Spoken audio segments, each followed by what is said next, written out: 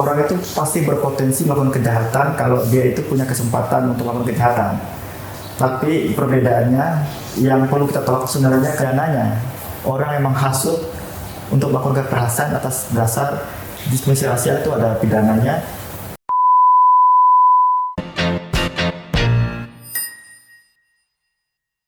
Selamat datang di podcast Jasifia, ruang diskusi hukum yang penuh dengan analisis kritis dan inspirasi. Saya Nasyo Syara Kliamanda, selaku fungsionaris media informasi dan propaganda. Saya Arini Nurhayati, Akademi Lembaga dari Riset dan Keilmuan. Yang menjadi podcaster hari ini. Pada kali ini kita akan membahas tema yang sangat penting, yaitu jejak luka diskriminasi dampak konflik golongan timur 2016. Tema ini berfokus pada diskriminasi terhadap mahasiswa asal timur di Yogyakarta. Diskriminasi ini berawal dari konflik pada tahun 2016 yang dipicu oleh kegiatan mendukung ULM UMP untuk bergabung dengan MSG. Konflik tersebut memperlihatkan bagaimana perbedaan identitas seperti asal daerah dan warna kulit memicu perlakuan tidak adil seperti penggunaan bahasa rasial, kekerasan, hingga penolakan akses tempat tinggal.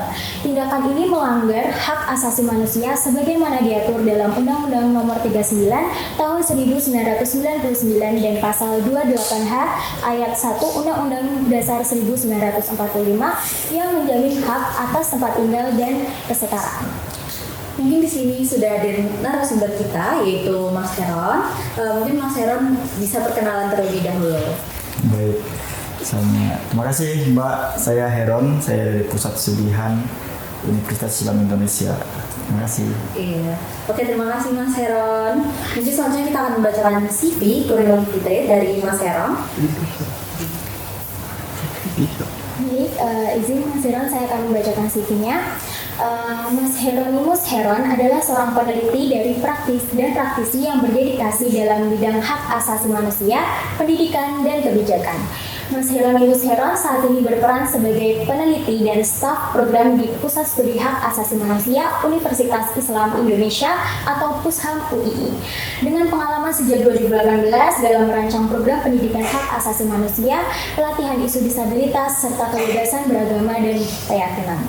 Selain itu, beliau juga aktif melakukan penelitian kualitatif yang telah dipublikasikan di jurnal dan buku, termasuk topik ketimpangan sosial, perjuangan petani, dan kebijakan publik. Dengan latar belakang pendidikan Magister Humaniora dari Universitas Sanata Dharma Yogyakarta, beliau memiliki keahlian merancang pelatihan untuk institusi penegak hukum dan mahasiswa, serta menyusun modul edukasi berbasis hak asasi manusia. Baik, itulah CV dari Mas Heron. Selanjutnya kita akan langsung saja ya Mas, tanya jawab. Mungkin yang pertama dari kita mau nanya kayak apa sih yang menjadi faktor utama yang menyebabkan terjadinya diskriminasi terhadap mahasiswa asal timur tersebut, khususnya di Yogyakarta? Kalau kita melihat faktor utama itu kan kita melihat jejaknya sebenarnya. Jejak kenapa sih diskriminasi itu muncul di Jogja? Kalau kita melihat ditarik ke belakang itu di beberapa tahun sebelumnya, itu memang teman-teman timur itu memang seringkali itu terjadi konflik dan kekerasan, entah itu sesama teman-teman timur maupun teman timur dengan penduduk Jogja. Misalnya yang terakhir antara teman-teman timur yang memang bekerja sebagai debt collector dengan warga Jogja yang bekerja sebagai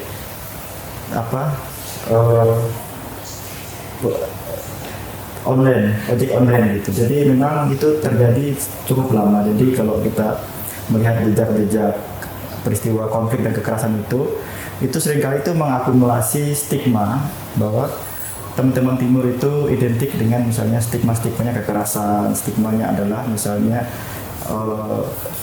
sering minum, stigmanya misalnya kalau kumpul itu ribut gitu. Nah, stigma-stigma itu sebenarnya bisa kita temukan di media.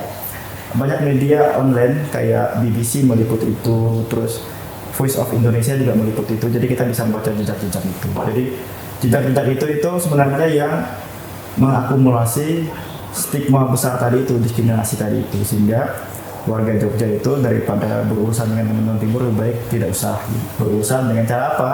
Tidak menerima mereka untuk ngekos di kos yang warga-warga punya kos di Jogja gitu. Jadi itu panjang sekali sebenarnya. Berarti hal-hal munculnya diskriminasi itu karena atas dasar stigma ya Mas ya? Iya, stigma, karena stigma itu mengerikan sekali.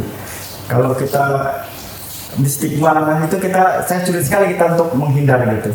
Bahwa walaupun kita misalnya tidak menjadi bagian dari kelompok yang stigma, tapi misalnya karena kita punya saudara saja gitu, saudara kita mau sekolah di Jogja, kita cari kos juga susah sih, minta ampun, karena stigma tadi itu. Oke. Benar, apalagi kan biasanya itu terdapat beberapa kasus di Jogja, kenapa orang-orang misalnya pemilik kos itu menolak itu karena kan terbanyak kasusnya orang timur tuh melakukan kejahatan di Yogyakarta seperti itu yang saya tahu. Sebenarnya memang semua orang itu pasti berpotensi melakukan kejahatan kalau dia itu punya kesempatan untuk melakukan kejahatan. Tapi perbedaannya yang perlu kita tolak sebenarnya kenapa stigma itu diletakkan pada rasial. Itu mengerikan. Misalnya kenapa misalnya teman timur itu rasialnya, rasnya itu warna kulitnya hitam, terus sering dianggap sebagai atau kekerasan gitu. Nah itu yang mengerikan sebenarnya. Ada dua kekeliruannya, pertama stigma itu keliru, yang kedua itu juga diletakkan pada etnis juga keliru. Jadi itu yang terjadi di Jogja sebenarnya, kekeliruan itu di dua sektor itu sehingga itu memproduksi stigma sehingga orang pemilik kos di Jogja juga dari ada anak baru nih datang dari timur misalnya kos di Jogja, orang Jogja itu akan bilang ini kayaknya orang timur nggak usah aja gitu. Kayak itu terjadi di banyak tempat. Makanya kalau saya punya banyak teman-teman dari timur gitu, di organisasi saya juga banyak teman timur yang memang kesulitan sekali mencari kos untuk tinggal di Jogja. Jadi Mas, tadi kan sudah disampaikan bahwa mengenai hal ini itu udah diatur dalam Undang-Undang Nomor 39 Tahun 1999 mengenai hak asasi manusia. Nah, diskriminasi mengenai hal tempat tinggal ini jelas di situ dianggap sebagai pelanggaran. Namun, kenapa sih Mas hal tersebut itu masih terjadi di kota Yogyakarta ini terutama? Sebenarnya kalau kita ngomongin diskriminasi rasial itu selain Undang-Undang 39 tahun 9 tentang hak asasi manusia, juga Indonesia sudah meratifikasi Konvensi Internasional tentang penghapusan diskriminasi rasial, dan Undang-Undang tahun 2008 tentang juga penghapusan diskriminasi ras dan etnis juga ada. Yang 2008 itu dengan jelas menyebutkan bahwa diskriminasi rasial itu harus dihentikan, harus dihapus, dan penghapusannya itu dilakukan oleh satu pemerintah pusat, kedua itu pemerintah daerah, ketiga masyarakat. Lalu juga meminta Komnas HAM untuk melakukan pemantauan itu. Nah problemnya memang apakah karena sudah ada undang-undang tadi itu, dari undang-undang HAM, undang-undang konvensi internasional, atau undang-undang lokal Indonesia yang dibentuk tahun 2008 itu, kenapa dianggap belum bisa menghapus diskriminasi rasial itu? Karena itu juga tidak hanya berkaitan dengan produk hukum, tapi juga berkaitan dengan persepsi orang terhadap satu etnis tertentu. Terus juga seringkali itu juga berkaitan dengan stigma yang melanggeng bertahun-tahun gitu. Dan itu tuh tidak bisa kata-kata hanya 1-2 tahun dilakukan langsung selesai, itu tidak bisa biasanya. Maka dorongannya itu adalah pendidikan.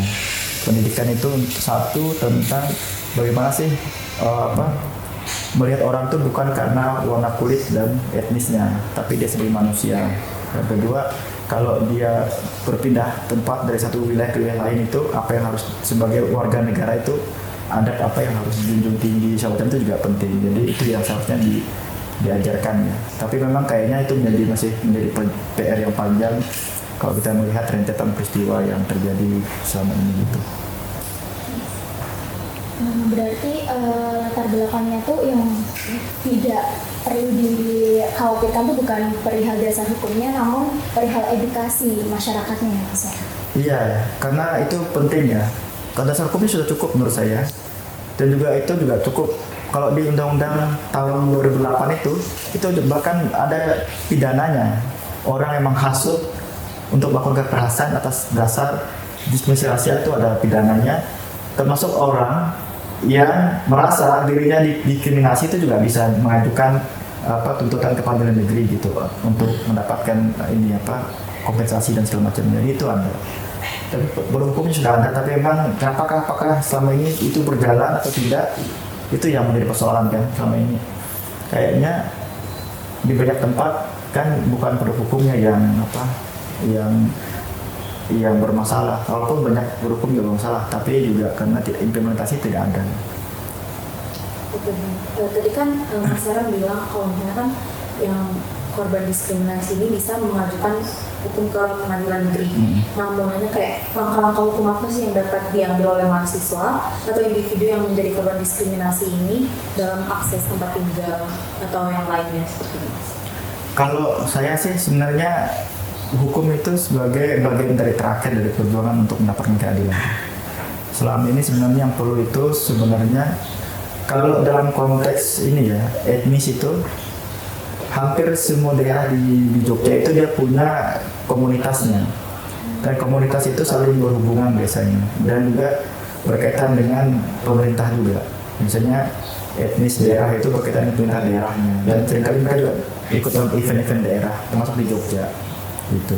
Selama ini kan yang teman-teman timur juga punya komunitasnya gitu. Kalau ada kegiatan juga melibatkan pemerintah daerah di Jogja untuk bersama-sama.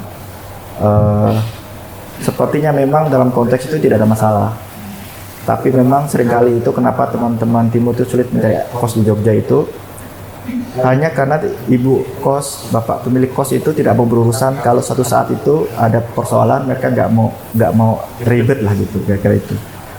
Itu hanya itu soalnya sebenarnya. Apakah itu saya belum menemukan ya, belum ada di Jogja, kayaknya belum ada orang yang menggugat karena ke pengadilan negeri ya, karena dia tidak dapat kos itu belum ada.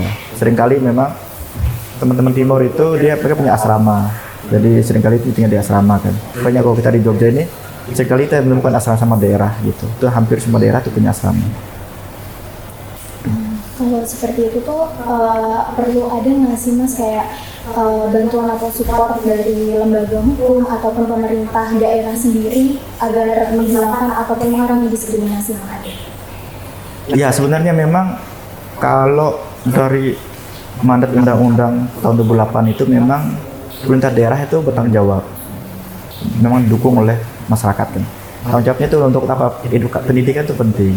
Pertama, yang kedua itu juga pembauran itu menjadi penting juga. Jadi memang sebenarnya saya juga tidak sepakat kalau ada orang itu dari satu mahasiswa dan daerah ke Jogja gitu, dia hanya berteman bergaul dengan orang daerahnya sendiri, karena kita tuh merugikan kita juga gitu, karena kita kan pengennya tuh bertumbuh ya. Kalau bertumbuh itu kan kita punya banyak pengalaman, punya banyak jaringan dan pertemanan gitu.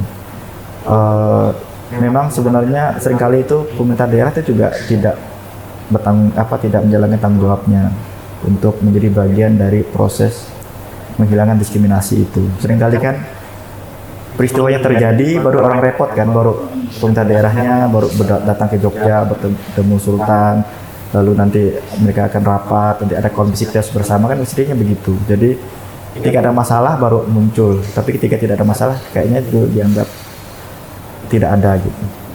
Sebenarnya apa sih upaya dari pemerintah daerah ataupun lembaga hukum tadi yang menurut Mas Heron itu paling ideal untuk mengurangi diskriminasi yang ada di daerah tersebut? Sebenarnya tanggung jawab itu kan sebenarnya diletakkan di daerah, terutama ke Dinas Pendidikan dan Kebudayaan. Kenapa itu dua dinas itu yang penting? Karena dua dinas itu yang sebenarnya berkaitan dengan pendidikan dan budaya kan, untuk memperkenalkan keragaman dan segala macam. Selama ini kan mereka memang bergerak, tapi dalam konteks ini pariwisata biasanya. Dan memang pariwisata itu juga seringkali dilihat karena kunjungan meningkat, maka PAD-nya meningkat, orang belanja meningkat gitu. Tapi saya belum menemukan sih, tapi kayaknya perlu didorong ke depan memang antar pemerintah daerah itu membangun kerjasama untuk membangun bagaimana sih sebenarnya menghilangkan diskriminasi itu gitu. Kalau misalnya tadi kan disampaikan bahwa pentingnya edukasi untuk masyarakat ya Mas mengenai diskriminasi tersebut. Nah itu apakah perlu lembaga pendidikan khusus untuk menangani kasus-kasus diskriminasi di suatu daerah lebih pada etnis? Ya memang ini agak pertanyaannya sebenarnya sederhana, tapi jawabnya rumit. Memang kita itu memang membayangkan dunia pendidikan itu inklusif kan. Inklusif itu tidak hanya tentang disabilitas yang bisa mengakses pendidikan yang setara, tapi juga sub etnis juga bisa mengakses pendidikan yang setara. semua orang gitu. Itu idealnya seperti itu. Tapi memang dalam kita bisa melihat tuh apakah jejaknya selama ini sudah dilakukan belum gitu. Kalau sudah ada mungkin itu dilakukan secara bertahap. Kalau belum ada kita bisa dorong ke depan bahwa pendidikan itu bisa menjadi institusi yang menghilangkan diskriminasi berdasarkan etnis itu. Karena sebenarnya diskriminasi ini mengerikan sekali karena orang itu dibedakan tuh. Jadi kalau dulu kita belajar tentang kolonialisme itu, kalau dalam teori pasca kolonial itu disebutkan tuh, kalau diskriminasi rasial itu sebenarnya itu menganggap orang yang kulit berbeda itu di bawah kita secara etnis gitu, kan mengerikan sekali. Bahwa sebenarnya di dalam Indonesia ini sebenarnya tidak ada lagi yang namanya orang nomor 1, nomor 2, yang ada sebenarnya manusia ya kita lihat sebagai manusia gitu. Apapun etnisnya, apapun agamanya, apapun ragam disabilitasnya, dia manusia. Memang harusnya atau idealnya tidak pendidikan menciptakan ruang itu ya, itu idealnya. Kalau belum ada ya selama ini mungkin perlu kita dorong. Kalau sudah ada itu bagian mungkin perlu kita bantu biar pendidikan menjadi lebih inklusif juga begitu. Aku nanya juga nih Mas, mungkin gue bisa jadi pertanyaan terakhir dari kita, apa sih yang dilakukan oleh pihak lembaga pendidikan untuk menciptakan lingkungan yang lebih inklusif, kalau bisa kita bilang? Iya. Memang kalau inklusif itu seringkali itu kita ngomonginnya etnis gitu, ragam disabilitas, beragam agama, ragam gender gitu. Tapi kan juga seringkali itu inklusif itu kan juga harus dilihat juga dengan akses yang sama. Jadi apakah teman-teman dari ragam etnis itu juga mendapatkan akses yang sama nggak ketika mereka misalnya masuk ke universitas? Tesnya gitu semacam itu. Apakah kalau dia misalnya memang tesnya dianggap berat, apakah ada misalnya akomodasi yang tepat untuk mereka, misalnya ada pengecualian karena daerah ini perlu disupport, maka daerah ini berapa persen nilainya di bawah rata-rata nggak apa-apa gitu. Itu kan itu terjadi. Bahkan kalau kita ngomongin seleksi ASN misalnya itu juga terjadi karena kota-kota tertentu gitu. Nah itu bagian dari mengakomodasi kebutuhan-kebutuhan itu. Sebenarnya walaupun itu cara sementara ya, kalau nanti kita semua level itu sudah dilewati, kalau kita anggap pendidikan itu sudah setara, seharusnya tidak ada lagi diskriminasi dalam pendidikan, tidak ada lagi pengecualian untuk istimewa antara etnis tertentu, nggak ada, seharusnya semua berkompetisi secara sehat gitu. Terima kasih banyak kepada Mas Heron atas wawasan dan analisis yang sangat mendalam mengenai tema kita hari ini. Sebelum kita mengakhiri podcast kita hari ini, mungkin dari Mas Heron bisa memberikan closing statement untuk teman-teman semua.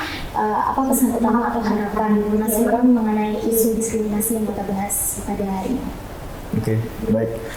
Kalau saya sih sebenarnya pesannya penting kok kita itu melihat orang itu karena dia manusia gitu, bukan karena etnisnya, bukan karena rasnya.